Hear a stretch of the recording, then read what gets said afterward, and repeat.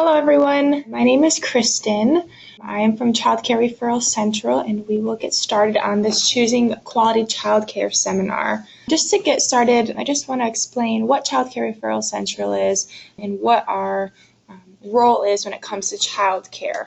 So we are a nonprofit agency which houses childcare resource and referral services. It's part of Childcare Referral Central, is part of a regional collaborative between Alamance, Caswell, Person, and Franklin Granville Vance Partnerships for Children and Child Care Services Association of Durham, Orange, and Wake counties that makes finding childcare in this 9-county area easy and central for families. We offer free services in both English and Spanish, and our mission is just to ensure quality, affordable, and accessible childcare to all families. We offer services that are customized childcare searches without appointments, so we can do this via office, phone, email, and fax as well. But it's just a great resource for families looking for childcare. Our goal is just to make sure that families are able to access affordable and quality childcare. So like I said, my name is Kristen Schultze. I am a childcare referral specialist here with Childcare Referral Central, and this webinar was made possible by the support from Enterprise. So to get started, our goals for today are to learn the differences between licensed and non-licensed childcare, to become more familiar with the star-rated license, to be able to identify quality indicators in childcare, as well as to learn about area resources which may support your family's unique needs. So I'm sure those who are listening to this and watching this, there's a wide variety of experience when it comes to childcare, and it's hard sometimes because so oftentimes the only things we hear about childcare is on the news and it's negative. And so my goal in this webinar is just to make sure that you leave here after going through this seminar feeling ready to choose childcare and feeling comfortable with making that decision and putting your child in there. If you have questions throughout this, I'll leave with my contact information at the end of the seminar, so you can definitely always give me an email or you can go on our website, and we'd love to answer any questions that you may have. We're going to start with childcare regulation and standards, just to lay that that groundwork to explain the difference between non-licensed and licensed childcare and what that means. So we're not going to focus much on non-licensed childcare. Here at Childcare Referral Central, we do not refer families to non-licensed childcare. But if you are planning on using this, programs that are able to provide childcare for families that do not have licenses, they are in operation for less than 4 hours each day or less than 4 months per year. So this could be half-day programs that don't apply for state licenses, before and after school programs or preschools, but they're not required to have a license, but they may have something called a national accreditation, which I'll go into more detail with later. There are summer camps, sitting services, nannies, drop-in care. So these don't have to be regulated by the state. This could even be some family child care homes, parents stay out programs, or even just a friend, grandparent, or neighbor who may be watching your child. These programs may seek licensure for its varied benefits. With having a license, programs then have various resources that they're able to use, such as food programs, professional development trainings, state or federal grant programs, or even just to demonstrate quality. Now, one thing to note when it comes to non-licensed child care, especially homes, nannies, or sitters, I would recommend that if you are going to go this route and they don't have a license, I would still have these providers complete criminal background checks, state and national level, and that includes any adults that may be going in and out of the program while your child's there as well, anyone just 15 years of age or older.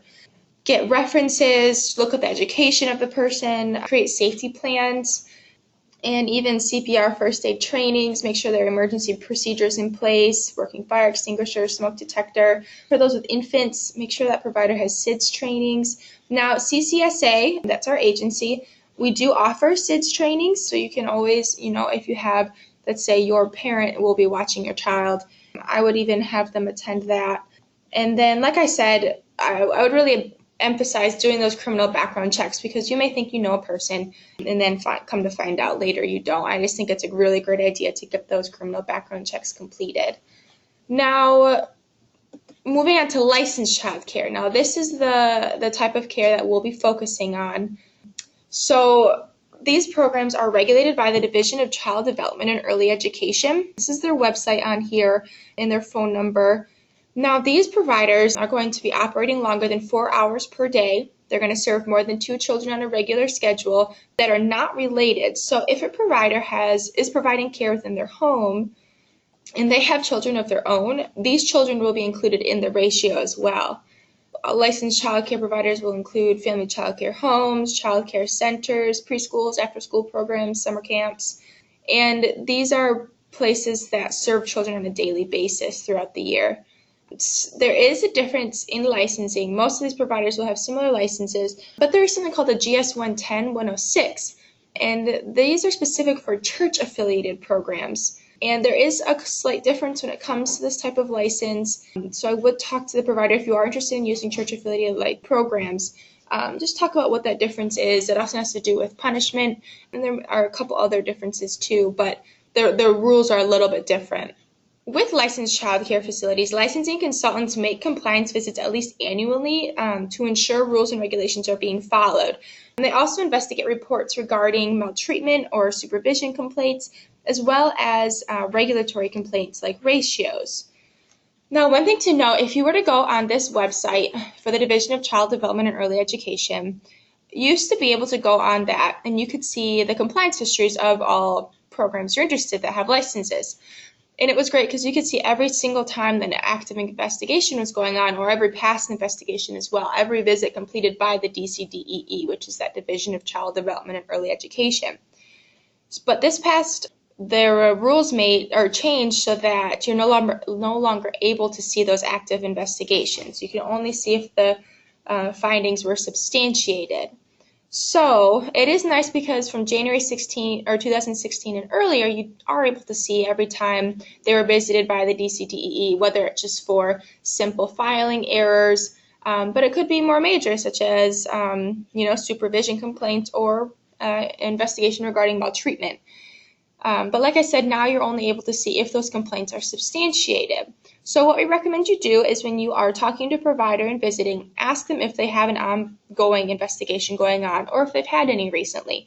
If they have had one, ask what happened, how they fixed it, and what their plan is to prevent it. And I think that's a really good indication of where you'll be putting your child, just to know how that leadership fixed the issues and will no longer, have that issue moving forward.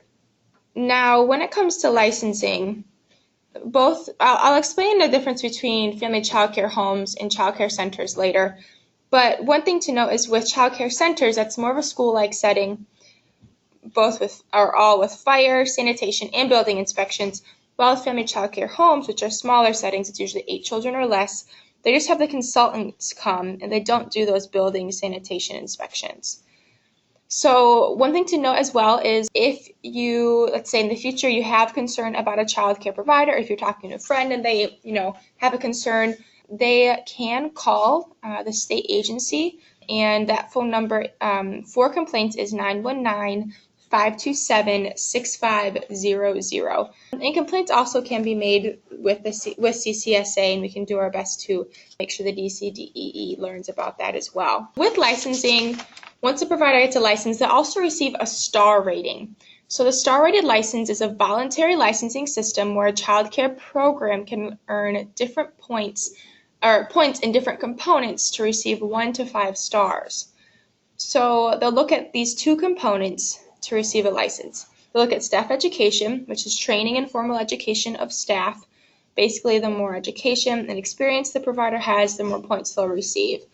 The law requires in North Carolina that the teachers must be at least 18 years old and have a North Carolina early childhood credential or experience. To earn higher points in the education component of the rated licensed child care staff must complete more formal education and have experience working with preschool children. So to get more points, they'll look at the education experience levels of the administrator, the number of lead teachers with child care credentials, the number of lead teachers with more early childhood education experience, and the number of teachers with formal education and/or experience.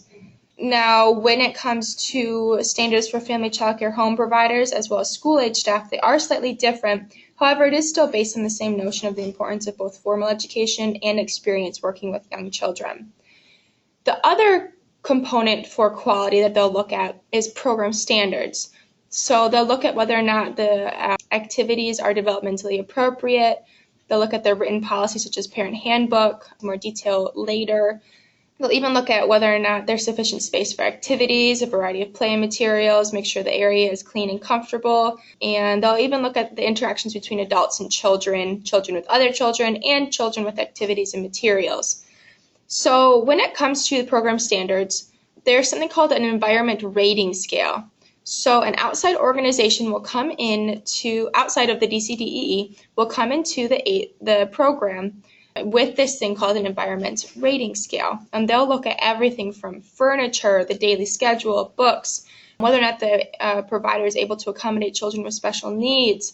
You look at the square footage per child of usable space, the curriculum, etc. And so this outside agency will rate everything and then give it to the DCDEE consultant, and they'll take that into consideration when providing the points. These two components, staff education and program standards, are what goes into receiving that star rating license. There is more detail if you want to visit the website for the Division of Child Development and Early Education. You can go on there to find out a little more detail about the star rated license, as well as visit the compliance histories of programs. So now that we know how they get the star rated license, I'll explain what it means. So each of the two areas of the star rated license, so that's program standards and staff education, they can get a total of 1 to 7 points. So the star rating is based on the total points earned for both areas plus the possibility of 1 quality point earned in one of those categories. So this is for enhanced standards in staff education or in program standards. So let's say, for example, if they got an extra quality point in education, they got that. Let's say they could have gotten it by having 75% of the infant toddler teachers have an infant toddler certificate, or 75% of lead teachers have a Bachelor of Science or higher in early childhood education, or they're using a DCDEE approved curriculum, or they have lower staff ratios, or they have enhanced policies. There are reasons why they're going above and beyond just those minimum standards. So if a program got only a total of 3 points in both categories combined, they'll only have 1 star. 4 to 6 points, 2 stars. 7 to 9 points, 3 stars. So let's say if they got 6 points in staff education, 6 points in program standards, then they'll only have 4 stars. But then they got the extra quality points, so now they have 13 points. They're going to have 5 stars. So there's a breakdown of what the license means, what they look at to get the license, how they break down to get that license, and then what those points mean. Now, this is what a license will look like. So after they go through that process, they'll receive this license in the mail, and it will show the number of stars they received. So this is a 3-star license. And then you can see on the left-hand side where there's the red writing, it will say, how many points they got in each component in staff education and program standards. So this program got 4 points in staff education, 4 points in program standards, plus an extra quality point for a total of 9 points out of 15. You can also see the type of facility they have beneath that. And if you look over on the right side, it will also show basic licensing information such as number of children allowed, the ages allowed, and any restrictions they may have. It also shows the effective date, which is a little bit difficult to see, but it's the 3rd line down on the right side. It says age range, and then capacity, and then effective date. And one thing to note is that effective date should always be 3 years or newer. So if you go into a facility and you see that the effective date is 4 years old, I would first recommend that you double check, what the star rating is, but then also ask the provider why they have an old license up. It is a good thing to note that if you go into a facility and you see that their license is old, we have had in the past a facility, their star rated license got lowered. So they were originally 4 stars, now they're 3 stars, but they were still showing their 4-star license. Now, you can think of it what you'd like, but I think that's a good indication of quality, knowing that they have the updated license posted. And as I'm saying, is the license should be posted as soon as you enter a facility as well. So make sure that when you walk into a facility, no matter what kind of facility it is, you should see that license posted. And now providers are able to request to be reevaluated prior to that 3-year time frame that I was talking about. But they still have to, the important thing is that they do it every 3 years or more frequently than that. Now, there's one other type other than the license, and that is called accreditation. So the national accreditation is recognized throughout the U.S. It's similar to a license, but it's a different program, and it's nationwide. So it's an extensive application process, and it's quite expensive as well. Programs that have received national accreditation have been visited by trained assessors. They'll look at things such as curriculum, the ratios, and other indications that reflect quality. And so programs that meet the standards for a national accreditation provide a safe and healthy environment for children, have teachers who are well trained, have access to excellent teaching materials, and work with curriculum that is appropriately challenging and developmentally sound. One thing to note, as I said earlier, this is an extensive as well as an expensive process. So there are many facilities that can't afford to get national accreditation. So just because a facility does not have national accreditation, it doesn't mean they're not a good quality facility. The more financially stable facilities are able to receive or are able to complete this process because they have the funds. And those smaller facilities just won't have those funds available. But if you do see a facility with national accreditation, that is a great indication of quality because it's even a more extensive process than it is just with the state licensing. On this slide, there are some examples of national accreditation. So there's the National Association for the Education of Young Children, NAEYC, I'll mention the acronym later. There is the National Accreditation for Family Child Care, Council on Accreditation, as well as the American Camp Association. This is a chart of what the ratios should be when you are in a child care center. So as I've said before, ratios are important because they do, indicate quality. To receive 2 to 4 points in a program, you must have the ratios in the voluntary lower ratio column that you can see near the middle of the chart. So that's to receive 2 to 4 points in the programs. To receive 5 points in the program, you must have the lower ratio. And ratios must be kept at all times, except during nap time if the child is above 2 years old. Under 2 years old, ratios must be kept at all times. So even when the child is sleeping, ratios need to stay the same. And an important indicator of quality is the number of children cared for by an adult. Being able to focus on fewer children does result in higher quality care. So let's take a look at this chart. The rows are made according by the ages, so infants through toddlers, preschool, and then school age. And then they'll look at the minimum standard ratios. So let's just look at that. We'll start with, let's say, a 2 to 3 year old. The minimum standard ratios is 1 teacher for every 10 students in a group size of 20. Now for that voluntary lower ratio, so that's in order to receive the 2 to 4 points in the program for a 2 to 3 year old, it is 1 teacher for every 9 students. And then that would be for the 5-star ratios, it's actually 1 teacher for every 8 students in a group size of 16 for both of those. So you can see as the standards increase, the ratios decrease. And you can see all there on the right-hand side, you'll see NAEYC ratios. So that's for that national accreditation. It's 1 teacher for every 7 students in a group size of 12. So that group size from that original minimum standards has dropped by 8 students for the group. And the ratio is now, instead of 1 teacher for every 10 students, it's 1 for every 7. So you can see how much of a difference those ratios make. Initially with infants, the change isn't as drastic. The minimum ratio standards are just 1 teacher for every 5 infants, group size of 10. As you go up, the group size does decrease, but the ratio is just, instead of 1 to 5 infants, it's 1 to 4 infants. As you can see, once we get the children become older and older, the changes are a little bit more drastic. So we'll look at school-age children, for example, and we'll see the minimum standard ratios is 1 teacher for every 25 students in a group size of 25. So that's a teacher alone. But as soon as you get to the voluntary lower ratios, it's 1 teacher for every 15 students, or with the 5-star ratios, it's 1 for every 14 in a group size of 25. So you'll suddenly have 2 teachers in there. And with the national accreditation ratios, it's 1 teacher for every 12 students in a group size of 20. So smaller class sizes and lower ratios. Group size is something to be considered when you are choosing a facility. Some children do really well in larger groups, but some children really need smaller, more intimate group sizes.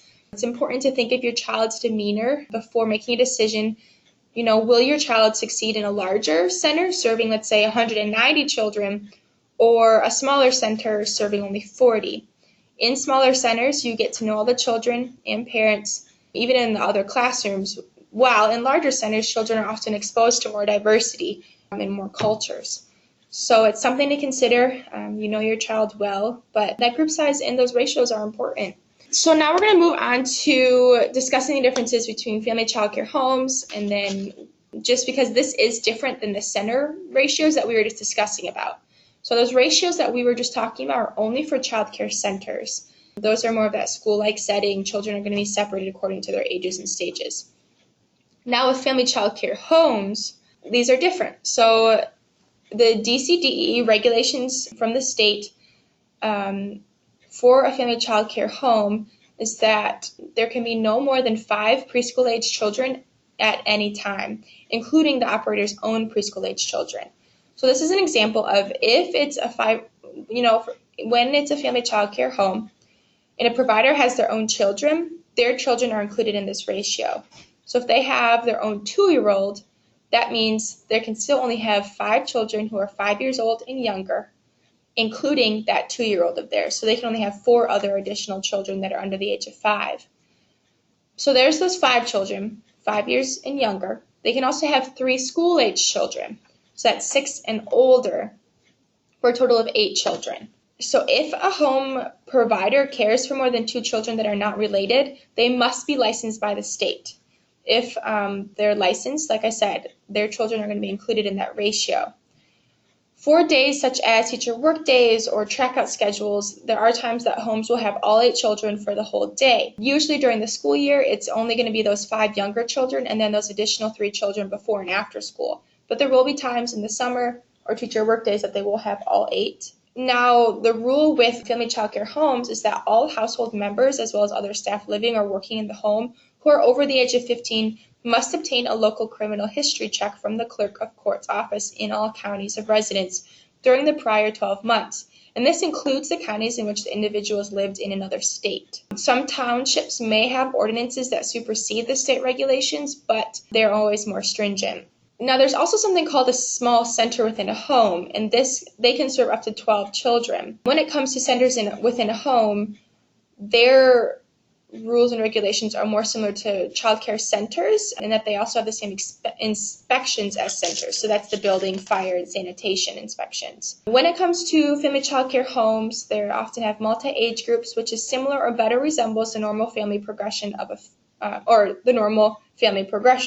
Younger children will get to learn from older children, and older children are able to learn to be leaders as well as mentor the younger children. So something to consider between, family child care homes versus child care centers is they both offer great opportunities, and it's just your decision as to which type of program will best fit your child and your family's needs. So now that we've discussed the licensing, the differences between family child care homes and child care centers, kind of laid out all that, the backbone of this, we're going to go into how to find quality in child care. So you're not just settling for any child care provider that's close to home or, on your way to work. You really are able to find the highest quality facility that you can. So things to look for. One of them is ratios and group sizes. We've talked about this. The more supervision that a child has, it equates to better safety, better behavior accountability, and just more consistency with care.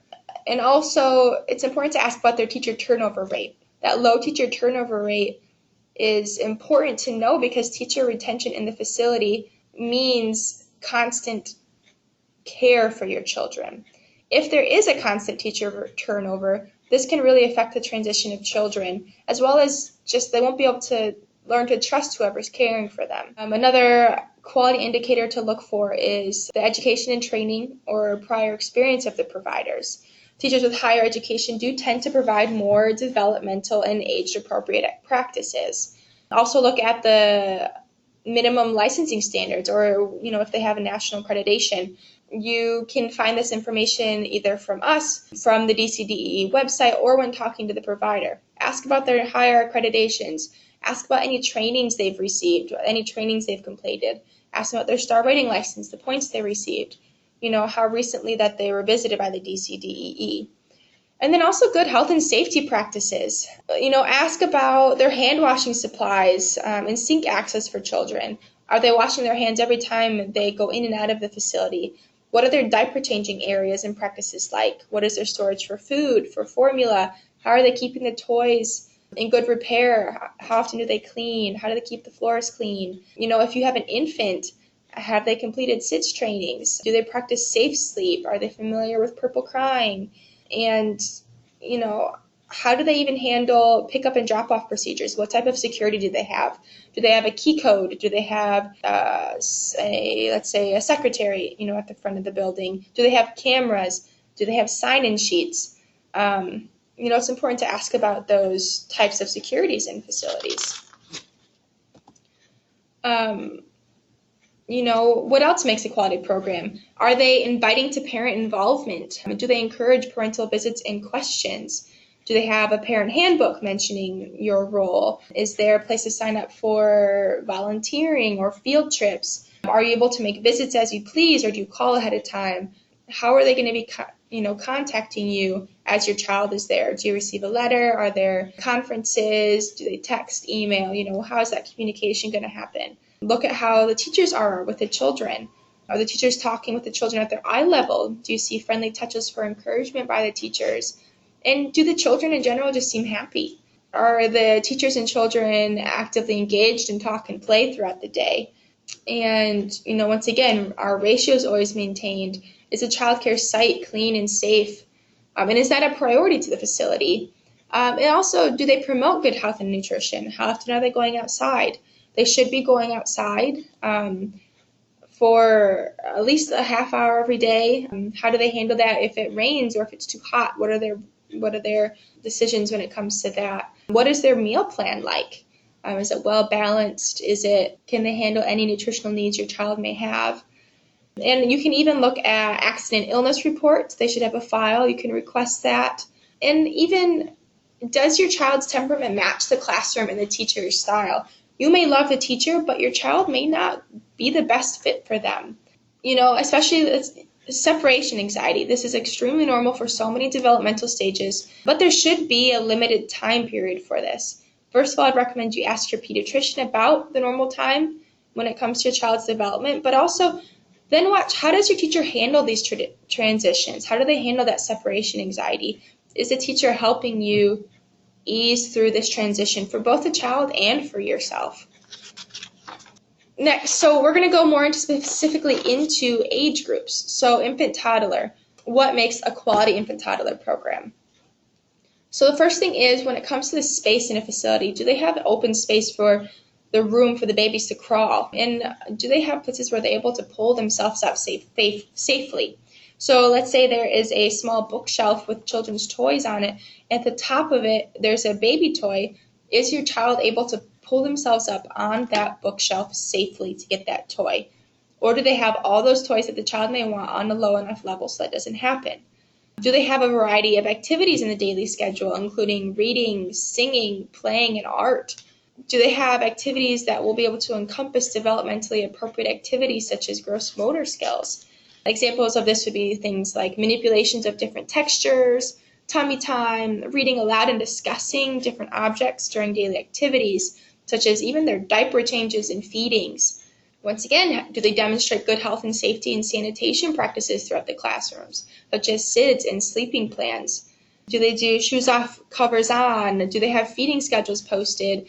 Make sure there's no bottle propping going on. No child should be in one space for too long either. They shouldn't ever see them in a car seat for longer than 15 minutes or in a swing for too long. Do they have a separate outdoor play area for the younger children compared to the older children? Some places will do it so that the infants will play outside by themselves first and the older children will come out, while other places just have completely separate places for the children to play. Do they also have written communication with families about the baby's day? Are they telling you when your baby had their last diaper change, how frequently it was, how often they ate, what their napping schedule was like? How do they do that communication? And are family visits encouraged? Do they want you to come and visit? Some places really encourage families to just stop by whenever.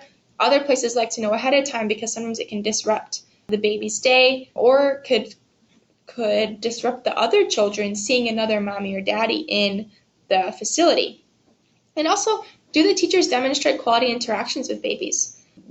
Are they talking to them? Are they playing with them? Are they really interacting with these babies? So here are some helpful websites when it comes to learning about not only your child's development, but also recommendations to help prevent SIDS and just recommendations for the infant-toddler age range.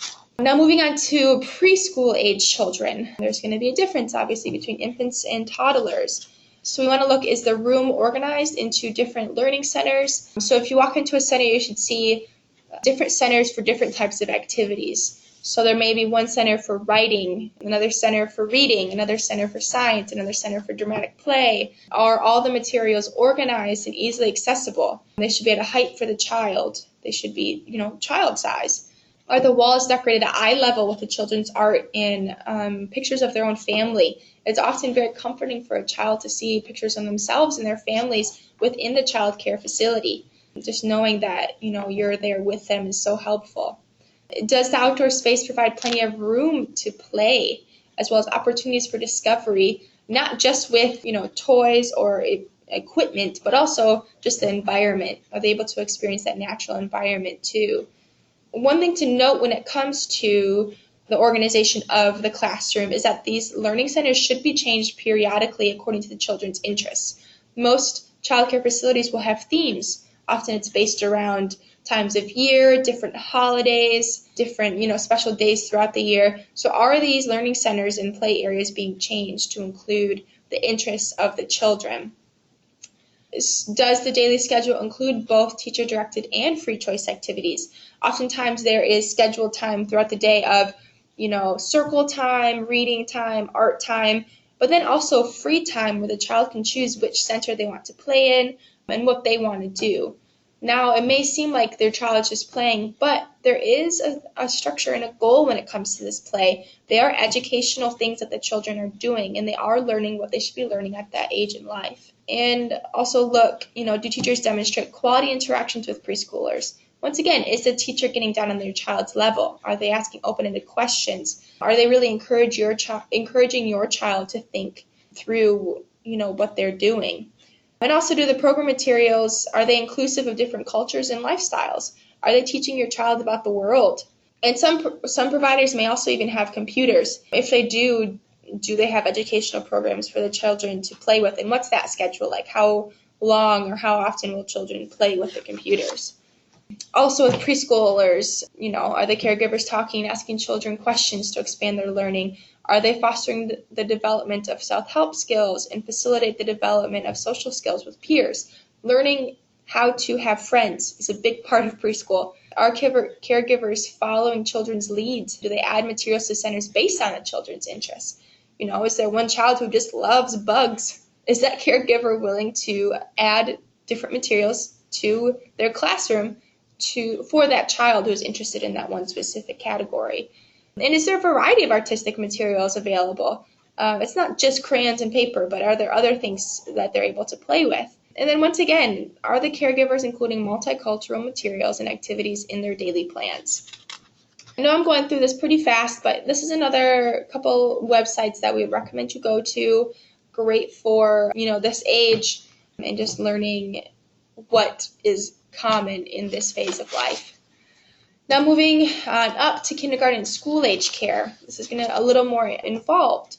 So do the children have access to various activities throughout the day? Are the teachers working with the individual children as well as in small groups and the whole group at different times during the day?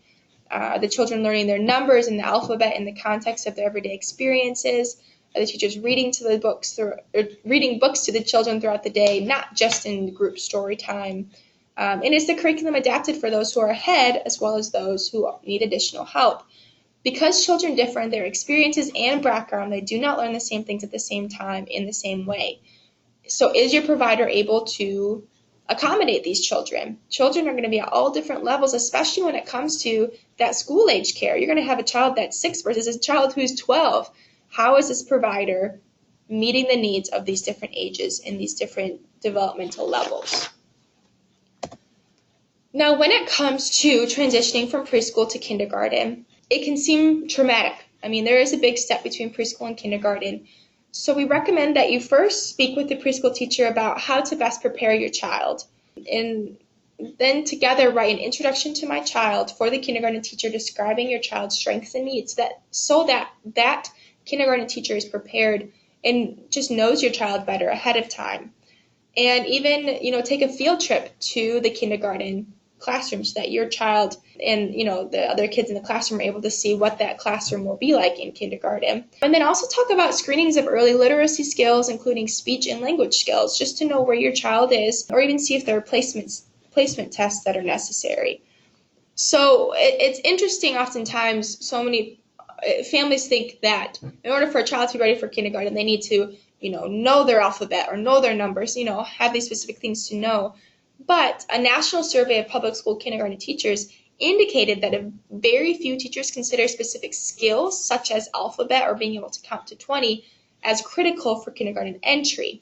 Instead, the majority of these kindergarten teachers considered children ready for school if they are well nourished, well rested, and can communicate their needs verbally, as well as show enthusiasm and curiosity about approaching new activities. And also just that they're able to take turns with others. So these aren't things learned, just sitting in a classroom. These are learned by interactions. They're learning those social skills, and they're being well cared for. This is what makes them ready for kindergarten. So once you reach that point that you're able to talk to your child's kindergarten teacher, we would recommend that you ask them, what is your child expected to be able to do? What supplies does your child need to bring? What's the schedule going to be like? Is there an orientation or an open house so that your child can feel comfortable with the classroom? And if you did complete any screenings or supports, or if your child has any special services, then I would also share that with your kindergarten teacher. But I think a really big thing is just to stay involved once your child starts kindergarten. Continue talking with the teacher. See how your child is doing. See how your child is doing in the classroom, but also learn if your child is struggling in any way. So this is just from preschool to kindergarten. Now we'll move to once a child gets into school, they'll be in school during the day, but then they'll have that before and after school care if they're going to receive that. These can be found in schools, child care centers, family child care homes, YMCA programs, youth service agencies, recreational departments, centers of worship, and these programs can be licensed or non-licensed. So after your child is prepared for kindergarten, you might need to choose a before and after school program. So let's first start with licensed care. So when it comes to quality school-aged care, these facilities, first of all, I would recommend just asking, what is the purpose of your after school or before school program? Is it tutoring, exercise, socializing? Make decisions on what is best for your child. After school programs, school-age care will provide opportunities for active physical play and socializing, quiet time, individual play or homework, creative arts, dramatic play, enrichment activities that support basic skills and teach new skills. Children are able to work on special ongoing projects. They often are able to meet the needs of different age groups, allow flexible schedule, and some places will also offer transportation. Now, when it comes to transportation, you need to ask yourself if your child is ready. Are they going to be able to handle traveling from school to a facility? Is someone going to be there to meet your child when he or she gets off the bus if they're at a facility? Is there going to be enough supervision on the bus as well as waiting for the bus? Is the school able to have your child go in a different transportation other than your own vehicle? What will the rules be for that? These are all things to consider when it comes to school-age care, to find that quality school-age care for your family. These are some helpful websites when it comes to school age. A lot of information from the schools in North Carolina, as well as just some additional parental resources and some opportunities when it comes to before and after school care. Oftentimes, if your child is in school, the school where your child, not always, but that your child attends, they often have their own after school programs as well. So I would definitely talk to the school about that. And these are also some helpful articles, just some pointers about making those transitions, and a couple of the resources that may be beneficial. Now that we have talked about childcare options available, licensing, quality indicators, and specifics for your child's age group, how then do you go about making the best informed choice for your family? And here's a shameless plug for our agency. We'll start with Childcare Referral Central. We are your connection to quality. What we are able to do for you, first of all, our services are completely free. And we offer services in both English and Spanish, and we can give referrals to childcare programs in that 9-county area, including the Triangle area. When parents call, we are able to complete a customized list of referrals that will meet your family's needs. So we can do a search about, based on star rating, accreditation, cost, location, philosophy, etc. And when we're talking to you, we can also provide some consumer education. Now, you're receiving a lot of that today by watching this seminar, but we're able to answer questions for you and help make informed decisions about childcare. Now, one thing to note is that this list of referrals we are sending you are just referrals. They wouldn't be recommendations. So that's when it's your job to do that research, to visit facilities, to, call providers, figure out what's best for your child.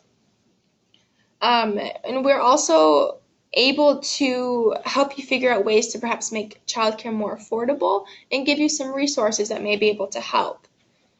So when it comes to resources, they may include but are not limited to tax credit information and the listings of free tax preparation sites, help you get connected with NC Health Choice and Medicaid. You can give referrals to Dress for Success, which is a job readiness program for women seeking work. We have resources for domestic violence, resources for teen pregnancies, services for children with special needs, community services for Spanish-speaking clients, as well as information on emergency resources. Now, we recommend when it comes to before choosing childcare, start by calling Childcare Referral Central or visit our website for an online search. You can definitely do the search. It's a great resource, but we have found that it is often more effective if you just give us a call because we can really get that list for you narrowed down to the providers that you'll need. Oftentimes, just doing it online, it can be difficult to get all the options that are available for you. Then from there, once you have a list, you can call programs to inquire about vacancies and curriculums, as well as to make appointments to tour the facilities. We do recommend that you visit a minimum of 3 programs and look for quality indicators, all those things that we've talked about before, as well as use checklists to review the program and ask questions. Now, you can contact us and we can easily send you checklists to use, and it's great to review before your visits so that you can really know all the questions you want to ask. We have found in the past that you could go on your first visit and you kind of like it, and you ask some good questions, and you're like, yeah, this is a good place. Go to the second one, it could be horrible, you run out of there screaming, but you thought of some more questions to ask. Then by the third one, you really like it and you've asked so many questions, but you realize you didn't ask that first program a lot of the questions you're asking now. So that's why it's really great to prepare the important questions ahead of time. All those things you're going to want to know, all those things you're going to want to ask about, all those things that we've talked about today, have those prepared so that when you're visiting, you can really get a full, complete understanding of the providers you're visiting. Then from there, we recommend you obtain some references from other parents, and then review the compliance histories online at the Division of Child Development and Early Education's website. And just because after that, if you're able to choose a facility, that doesn't mean your work is done. We do recommend that you, after choosing a program, that you really stay involved. That's the best way to ensure that quality of care is being provided to your child. Stay involved. Volunteer if you're able to. If you're not able to, just communicate with the provider a lot and talk to your child about it. You can always email or call, or when you're just picking up the child, talk to the provider. Just see how things are going. Now that we've talked about so many areas, spelled everything out, but the hardest topic to talk about is paying for childcare. Childcare is expensive. I don't know how many of you have done much research on it, but the cost of care can exceed the cost of college tuition.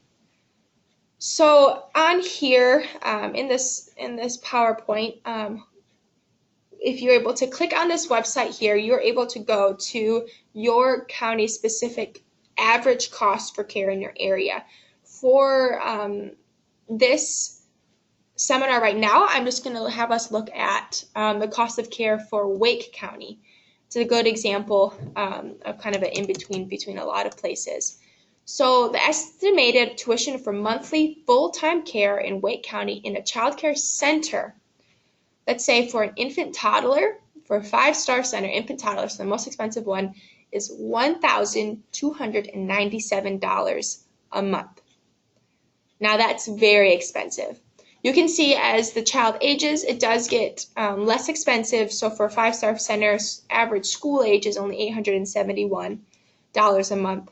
And you can also see as the star rating decreases, the price decreases some as well. So compare that 5-star center for an infant toddler at $1,200 to the 3-star center that is just a little over $1,000.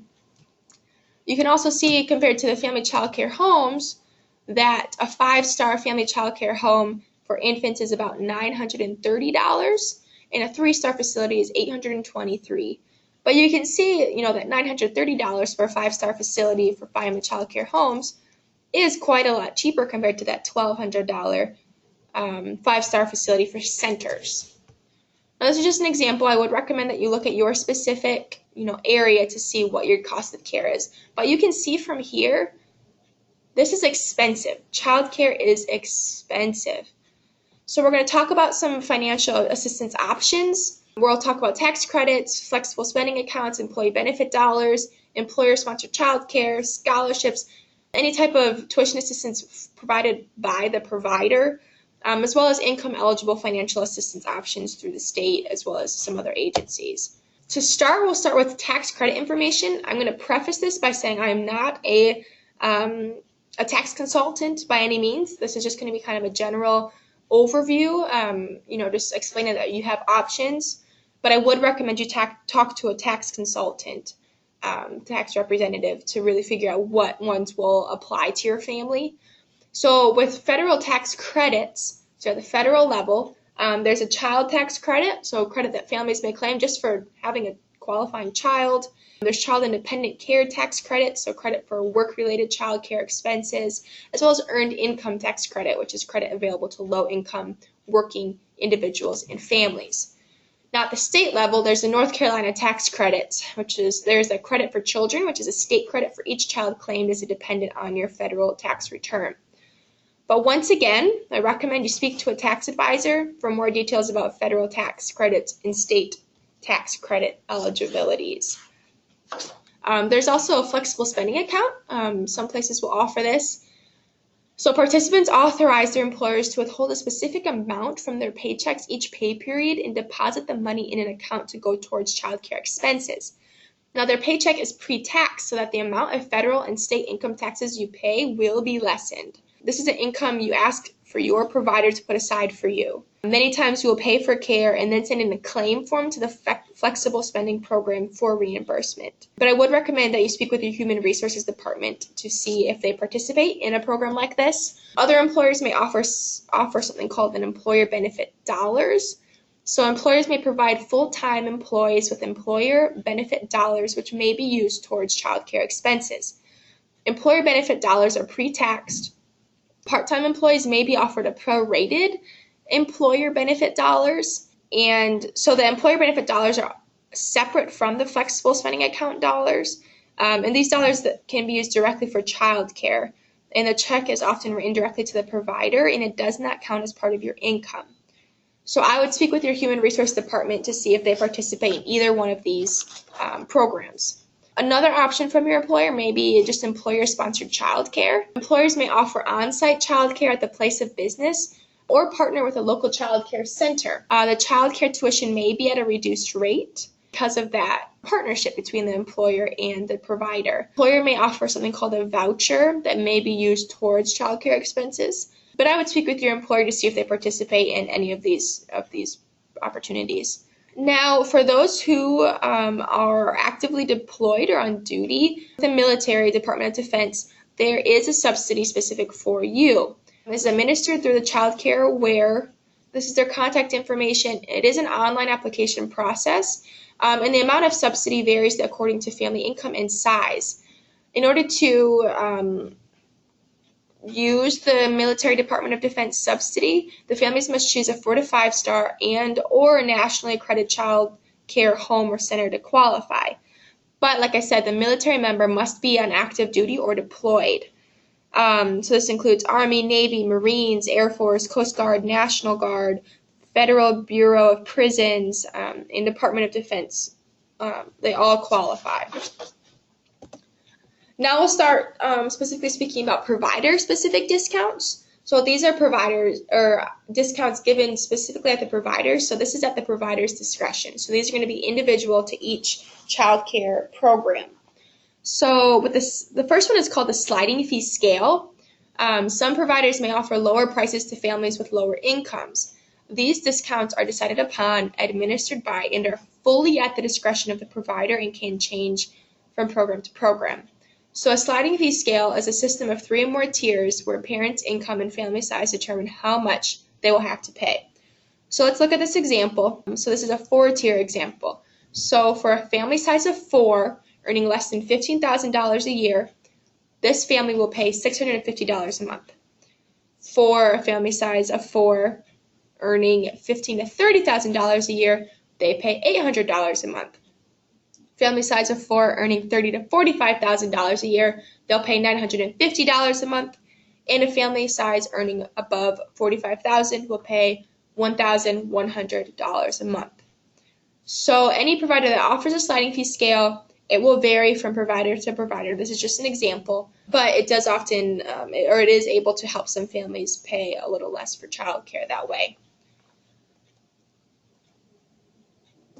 Another type of provider discount is just a scholarship. So it's a partial discount offered by providers through grant funding or perhaps other funds the provider may have available to offset the cost of care.